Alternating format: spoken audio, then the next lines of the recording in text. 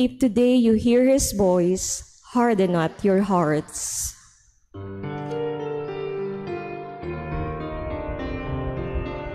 Alleluia, alleluia.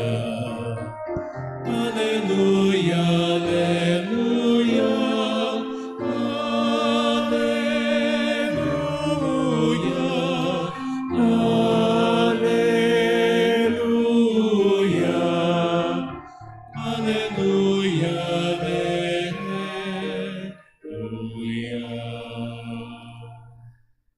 The Lord be with you. And with your spirit. A reading from the Holy Gospel according to Saint Luke. Glory to you, O Lord.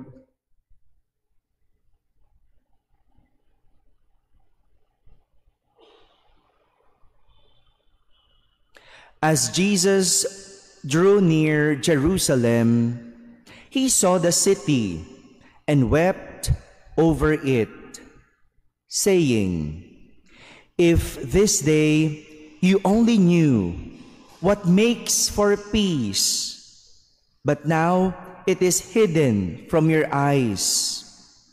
For the days are coming upon you when your enemies will raise a palisade against you.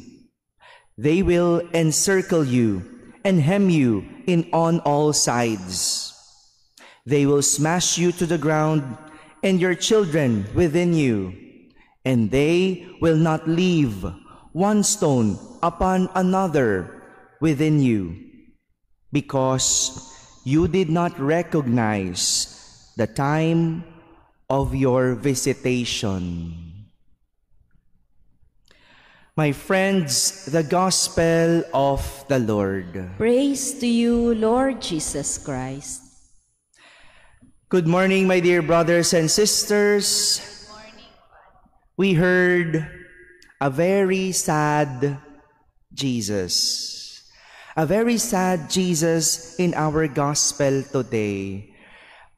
Sobrang lungkot na napatangis, napaluha ang ating Panginoong Jesus. Luha o ang luha ay simbolo ng sukdulang emosyon. Sukdulan. Kapag sukdulan ng kalungkutan, napapaluha ang tao. Kailangan umabot sa sukdulan bago maluha. Kapag nasasaktan ang tao ng sukdulan, napapaluha. Kapag natatakot ng sukdulan, napapaluha. Pero iba yung kay Jesus. Kakaiba yung pagluha ni Jesus sa ating ebanghelyo dahil pinagsama-samang lungkot, sakit, at takot ang kanyang nararamdaman nang makita niya ang Jerusalem, nang makita niya ang lungsod ng Jerusalem. Kalungkutan dahil sa panghihinayang niya sa mga tao roon sa kawalan ng pananampalataya. Luha dahil sa sakit na naramdaman niya. Dahil alam niya yung mga tao doon ang magtatatwa sa kanya. Imagine that, no? Hindi pa mangyayari yung pagtatatwa, nakita mo na. And that's how sad Jesus was. At higit sa lahat, luha dahil sa takot na mangyayaring kamatayan. Lahat ito, sabay-sabay na nangyayari at nararamdaman sa puso ni Jesus. Kaya hindi ko ma-imagine kung gaanong sukdulan ang mararamdaman o naramdaman ni Jesus.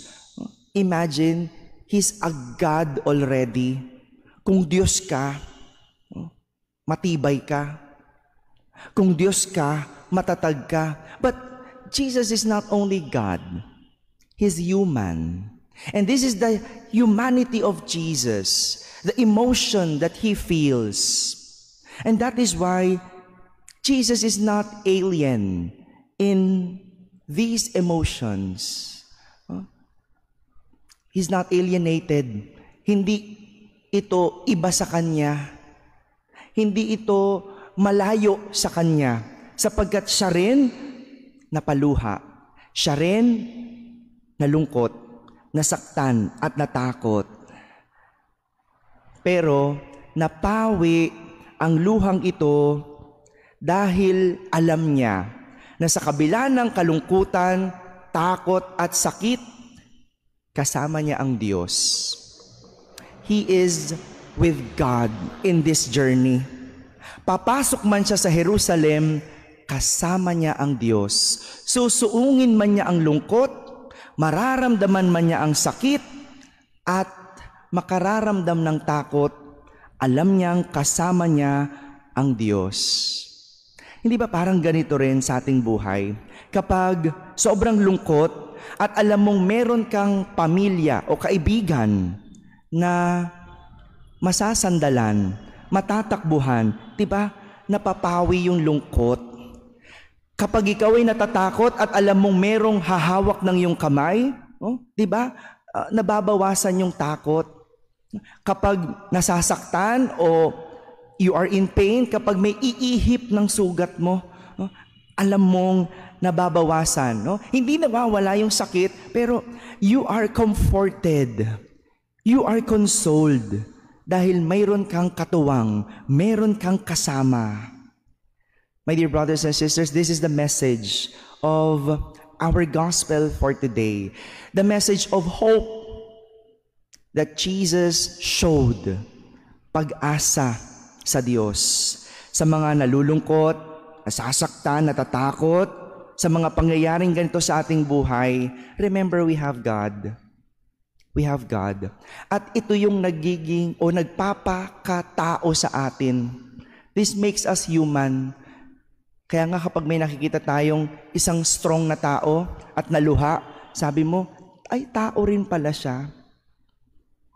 Kasi we have strong emotion, napapaluha. Hindi iba ang luha, ang takot, ang sakit at ang kalungkutan. Naiintindihan ng Diyos ang ganyang emosyon dahil siya rin minsang lumuha. Hindi tayo makakaiwas man sa luha. It is part of our life. Pero kapag naluluha, remember, we have God. Malalapitan na papawiin ang ating luha at papalitan ito ng luha ng kasiyahan. Amen.